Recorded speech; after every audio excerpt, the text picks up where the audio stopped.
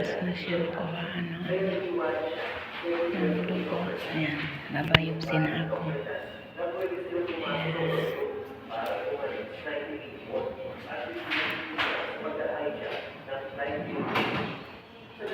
Thank you, Lord. Salamat, Lord. Thank you so much.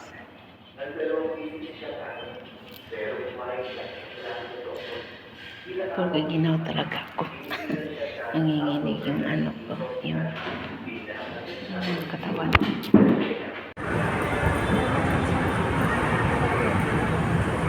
Dito ako ngayon sa ng Quiapo, yung galing sa kami sa pag-biopsy yun. Punta na naman kami sa Quiapo. Parang nakakadaan kami dito. Maraming salamat. Dito ako isa. Simbahan Quiapo.